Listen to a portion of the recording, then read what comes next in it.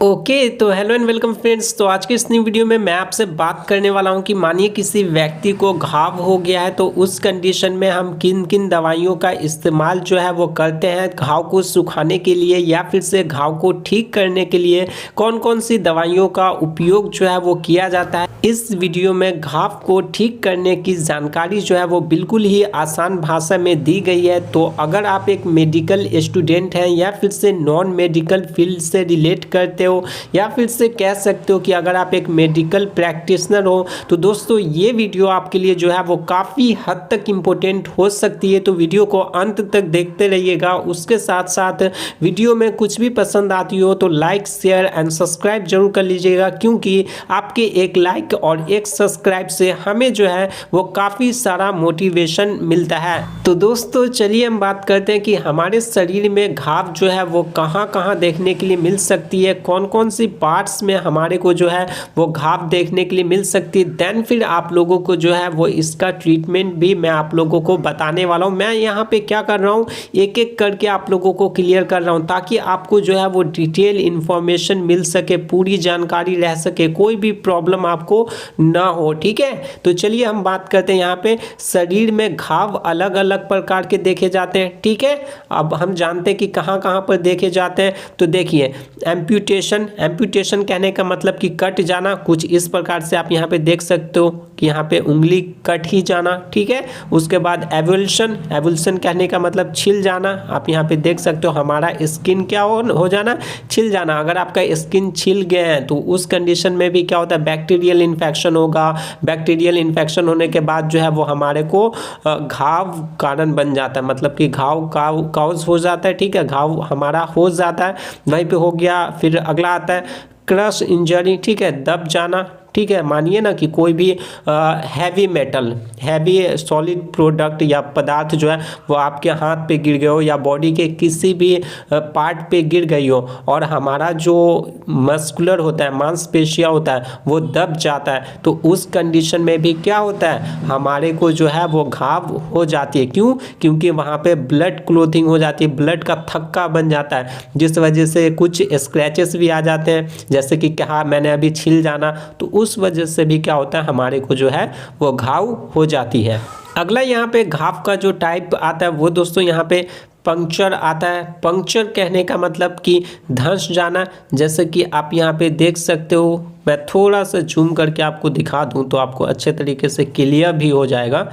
आप देख सकते हो। ठीक है, हमारे हाथ में जो है वो कुछ इस प्रकार का कोई भी ऑब्जेक्ट आर पार हो जाना। ठीक है, तो उसे हम पंक्चर कहते हैं। ठीक है, और उसी में फिर क्या होगा, घाव आ जाएगा, क्योंकि ऑफ कोर्स जब इस कंडीशन होगी तो बैक्टीरियल इन्फेक्शन होगा। बैक्टीरियल इन्फेक्शन होने के कारण हमारे को जो है वो घाव हो सकती है। ठीक है, अब हम जानते हैं अगले पॉइंट के बारे में। तो एब्रेशन कहने का मतलब कि रगड़ा जाना कहने का मतलब कि मानिए कोई ईंट की दीवार है और उसमें आप हाथ रगड़ते हो। ठीक है, उसमें क्या होगा, आपका स्किन इफेक्ट करेगा। उस कंडीशन में भी आपको घाव जो है वो देखने के लिए मिल सकती है। और लास्ट पॉइंट जो आता है या फिर से लास्ट जो टाइप हमारी होती है घाव की, वो होती है लैसिडेशन कहने का मतलब कि फट जाना। कुछ इस प्रकार से, मानिए अगर आप चाकू का इस्तेमाल करते हो और आपने हैंड पर, हाथ पर या बॉडी के किसी भी पार्ट पर मारते हो तो उस कंडीशन में आपका मांसपेशियों में क्या आता है, स्पेस आता है, फट जाना टाइप का हो जाता है। तो उस कंडीशन में भी आपको इन्फेक्शन होगा। देन फिर क्या कारण बनेगा, तो घाव वहाँ पे कारण बनेगा, घाव बन जाएगा, घाव काउज कर जाएगा। ठीक है, तो ये कुछ इतने टाइप्स के जो है वो हमारे को घाव देखने के लिए मिल सकते हैं और इन वजहों से घाव देखने के लिए मिल सकते हैं। इस शॉर्ट फॉर्म में आपको बता दूं तो कट जाने की वजह से, छिल जाने की वजह से, दब जाने की वजह से, धंस जाना, रगड़ना, ठीक है, फट जाना। तो ये सभी कारण हो सकते हैं घाव के, और घाव आपको बॉडी के किसी भी पार्ट्स में जो है वो देखने के लिए मिल सकती है। और दोस्तों किसी भी व्यक्ति को यहाँ पे घाव हो गया है और उसका अगर आप टाइम पर इलाज नहीं कराओगे, समय पर इलाज नहीं कराओगे, तो क्या होगा, त्वचा भी जो है वो खराब हो सकता है। ठीक है, त्वचा खराब होने लगता है, मतलब कि त्वचा आपका सिकुड़ने लगेगा, उसके बाद उसमें काफ़ी सारे बैक्टीरियल इन्फेक्शन होगी, तो वहाँ पे जो है वो महकने भी लगता है घाव। अगर घाव यहाँ पे पुराना हो गया है, आप उसका टाइम पर इलाज नहीं करा रहे हो, समय पे इलाज नहीं करवाए हो, तो ऑफ कोर्स यहाँ पे बैक्टीरियल इन्फेक्शन की वजह से घाव जो है वो महकने लगता है। ठीक है, उसमें फिर कुछ पानी सा निकलने भी लगेगा। तो ये सभी प्रॉब्लम्स जो है वो आपको देखने के लिए मिल सकती है। तो इसीलिए आपको क्या करना है, समय पर घाव का इलाज भी करना है।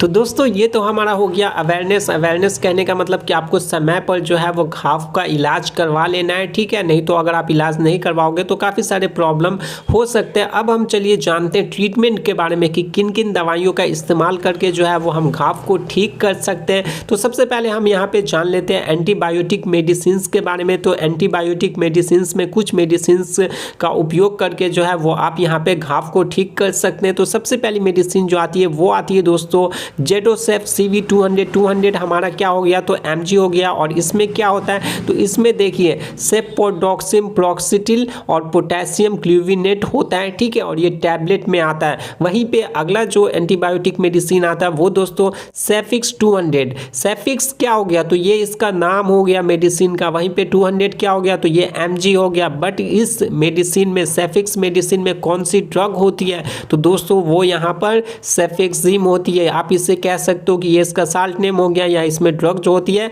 वो सेफेक्सिम होती है। वहीं पे मैं आपको एक और महत्वपूर्ण जानकारी देना चाहूँगा कि आप यहाँ पे देख सकते हैं सेफेक्सिम टैबलेट IP लिखा हुआ है। आपने मेडिसिन के पैकेजिंग पर काफ़ी टाइम देखा होगा IP, BP, USB। ठीक है, तो इसका मतलब क्या होता है, तो देखिए IP का मतलब हमारा होता है इंडियन फार्माकोपिया, BP का मतलब हमारा होता है ब्रिटिश फार्माकोपिया, और USB का मतलब हमारा होता है यूनाइटेड स्टेट फार्माकोपिया। मतलब कि आप नेक्स्ट टाइम से मेडिसिन के पैकेजिंग को देखते ही आपको ये जो है वो वर्ड अगर मिलता है IP, BP, USB, तो समझ जाना कि इसका क्या मतलब होता है। देखिए यहाँ पे मैंने आपको बताया फार्माकोपिया मतलब Indian pharmacopoeia, British pharmacopoeia, USB pharmacopoeia मतलब यूनाइटेड स्टेट फार्माकोपिया। हर वर्ड में फार्माकोपिया आ रहा है, तो फार्माकोपिया का मतलब क्या होता है, तो देखिए फार्माकोपिया एक बुक होती है और उसी के प्रोसीजर पे ये मेडिसिन जो है वो बनी हुई है, तो इसीलिए वहाँ पे मेंशन होता है IP, BP, USB। तो यही इसका टोटल फंडा होता है। चलिए जानते हैं हम अगली एंटीबायोटिक मेडिसिन के बारे में जिसका उपयोग हम घाव को ठीक करने में करते हैं। तो सिप्लॉक्स 500। ठीक है, इसमें क्या होता है, तो सिप्रोफ्लॉक्सासिन हाइड्रोक्लोराइड होता है, और आप देख सकते हैं कि ये भी इंडियन फार्माकोपिया के बुक के प्रोसीजर पे बना हुआ है। वहीं पे हम बात करें अगले मेडिसिन के बारे में, तो दोस्तों यहाँ पे अगली मेडिसिन आती है जो कि एक एंटीबायोटिक ही होती है, तो फेरोनेम 200, और ये जो है वो फेरोपियम सोडियम होता है इसमें। ठीक है, इसमें क्या होता है, तो फेरोपियम सोडियम होता है। अब हम जानते हैं डोज के बारे में कि मानिए किसी व्यक्ति को घाव हो गया, तो इन सभी एंटीबायोटिक्स में से किसी भी एंटीबायोटिक का इस्तेमाल करेंगे तो डोज कितना लेंगे, तो इसका डोज BD हम ले सकते हैं। BD का मतलब क्या होता है, तो BD का मतलब होता है 2 बार। मतलब कि इन सभी एंटीबायोटिक मेडिसिन में से आपको किसी भी एक ही मेडिसिन का इस्तेमाल करना है घाव को ठीक करने के लिए, और उसका डोज जो है वो आपको BD लेनी है। मतलब कि दिन में 2 बार इस मेडिसिन का इस्तेमाल आप कर सकते हैं। चलिए अब हम जानते हैं अगली मेडिसिन के बारे में। तो दोस्तों अगली मेडिसिन भी हमारी एंटीबायोटिक मेडिसिन ही आती है, जिसमें सबसे पहला मेडिसिन हमारा आता है, मैं थोड़ा सा जूम करके आपको दिखा दूं, तो सबसे पहली मेडिसिन हमारा आता है पल्मोसेफ 500, जिसमें हमारा क्या होता है, तो इसमें हमारा सिफ्लॉक्सिम एक्सेटिल टैबलेट होता है, और ये IP मतलब इंडियन फार्माकोपिया के प्रोसीजर पे बना हुआ है। नेक्स्ट मेडिसिन जो दोस्तों हमारी आती है वो दोस्तों यहाँ पे मैक्सोकाइन CV625 आती है। 625 हमारा mg हो गया। वहीं पे ये IP के प्रोसीजर पे बना हुआ है, और इसमें कौन सी मेडिसिन होती है, मतलब कौन सी ड्रग होती है, तो एमोक्सिसिलिन और और पोटेशियम क्लूवेनेट जो है ना वो होती है इसमें ड्रग, ठीक है। बाकी नेक्स्ट एंटीबायोटिक मेडिसिन जो आती है वो दोस्तों सेफाडेक्स 500 नाम से आती है, जिसमें हमारा सेफेलेक्सिन होता है, ठीक है, और ये कैप्सूल आता है। वहीं पे ये आईपी के प्रोसीजर पे बना हुआ है, इंडियन फार्माकोपिया के प्रोसीजर पे जो है वो ये मेडिसिन बना हुआ है। देख सकते हैं आप यहाँ पे ये 3 के 3 मेडिसिन जो है ना वो सभी के सभी आईपी मतलब कि इंडियन फार्माकोपिया के प्रोसीजर पे ही बना हुआ है। अब हम चलिए जानते हैं इसके यूज़ एंड डोज के बारे में। तो यहाँ पे जितने भी एंटीबायोटिक मेडिसिन मैंने आपको बताया उनमें से किसी भी एक ही मेडिसिन का आपको उपयोग करना है। ऐसा नहीं है कि 2 3 4 का आप यूज़ करें, ऐसा बिल्कुल नहीं करना है। आपको किसी भी एक ही मेडिसिन का उपयोग करना है घाव को ठीक करने के लिए। वहीं पे डोज अगर हम इसके जाने तो देख सकते हैं आप यहाँ पे इसका डोज मैं थोड़ा सा जूम करके आपको दिखा दूँ तो इसका डोज जो है वो आप बीडी ले सकते हैं। बीडी कहने का मतलब कि दिन में 2 बार। दोस्तों एक और डाउट्स मैं आपकी क्लियर कर देता हूँ कि आपको डॉक्टर के प्रिस्क्रिप्शन पे जो है ना वो ओडी, बीडी, टीडीएस और क्यूआईडी देखने के लिए मिल सकता है, ठीक है। ये हमारा हो गया टीडीएस, क्यूआईडी, बीडी। तो इसका मतलब क्या होता है, ठीक है। देखिए ओडी अगर आपको देखने के लिए मिलता है तो इसका मतलब होता है दिन में 1 बार। बीडी देखने के लिए मिलता है तो इसका मतलब होता है दिन में 2 बार। वहीं पे टीडीएस देखने के लिए मिलता है तो इसका मतलब होता है दिन में 3 बार। और क्यूआईडी देखने के लिए मिलता है तो इसका मतलब होता है दिन में 4 बार। मतलब कि डॉक्टर के प्रिस्क्रिप्शन पे ओडी, बीडी, टीडीएस और क्यूआईडी सैंपल आपको देखने के लिए मिलता है। तो आप देखते ही समझ जाना कि इस ड्रग का इस्तेमाल जो है वो हमें दिन भर में कितनी बार करनी है। चलिए दोस्तों और हम कुछ मेडिसिन्स के बारे में बात कर लेते हैं कि घाव को ठीक करने में और किन किन दवाइयों का इस्तेमाल जो है वो किया जाता है।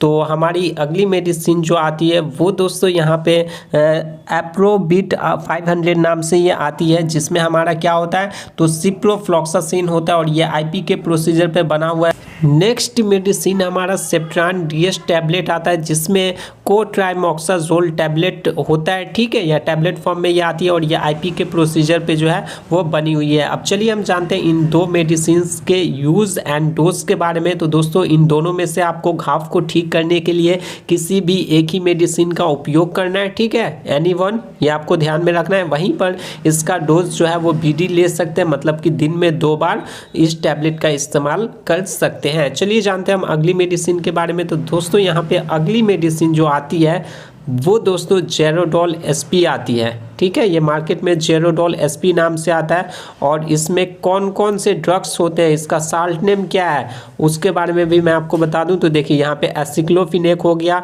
सेलाइटोपेप्टिडेज हो गया और पैरासीटामोल हो गया। एसिक्लोफिनेक क्या करेगा तो दर्द को यहाँ पे कम करेगा। ऑफकोर्स किसी व्यक्ति को अगर घाव हो गया है तो उसको घाव तो दर्द करेगा ही, तो जब घाव दर्द करेगा तो एसिक्लोफिनेक का हम यूज़ करते हैं उसमें, ठीक है। सेलाइटोपेप्टिडेज तो घाव होने पे क्या होता है उस सर्कल में उसके अराउंड जो है वो हमारा सूजन आ जाता है, फूल जाता है, तो उस कंडीशन में हम सेलाइटोपेप्टिडेज का इस्तेमाल करते हैं।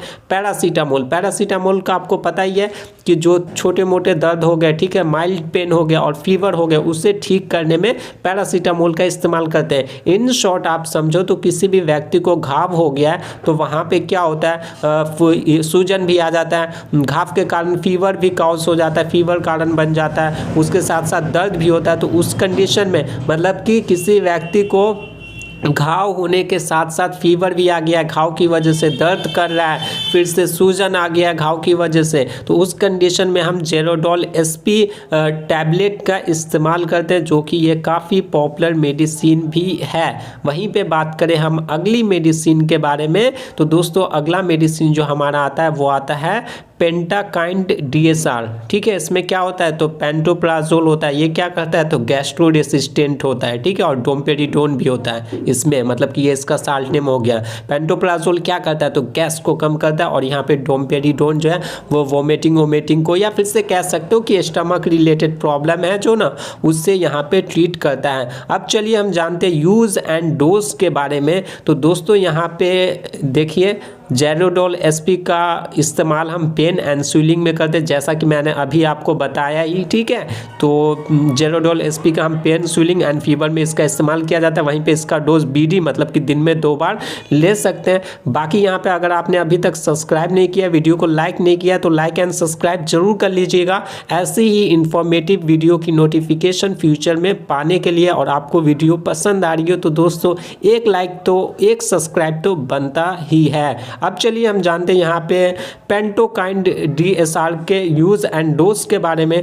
तो मैं थोड़ा सा यहाँ पे आपको जूम कर लेता हूँ तो आपको अच्छे तरीके से क्लियर हो जाए। मैंने यहाँ पे आपको साल्ट नेम बताकर ही उसका यूज़ बता दिया था कि हाँ इसका यूज़ ये है, और ऑफ कोर्स उसका यूज़ जो है वो वही निकल के आता है। जैसे कि इसका इस्तेमाल गैस्ट्रिक प्रॉब्लम में किया जाता है।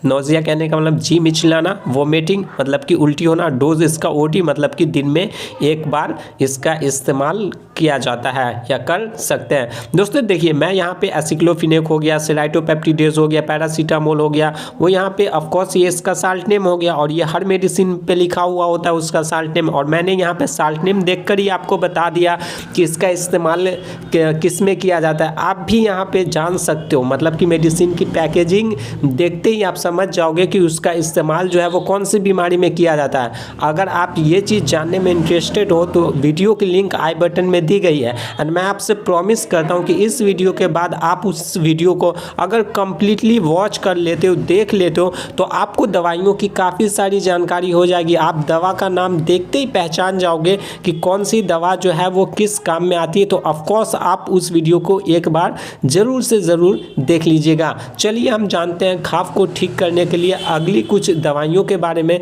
तो दोस्तों हमारी अगली मेडिसिन जो आती है वो आती है जिंकोविट, ठीक है, जिंकोविट टैबलेट का इस्तेमाल हम घाव को ठीक करने में करते हैं। और ये एक जो है वो मल्टीविटामिन मेडिसिन होता है, और इसका इस्तेमाल हम OD करते हैं, मतलब कि दिन में 1 बार इसका इस्तेमाल किया जाता है।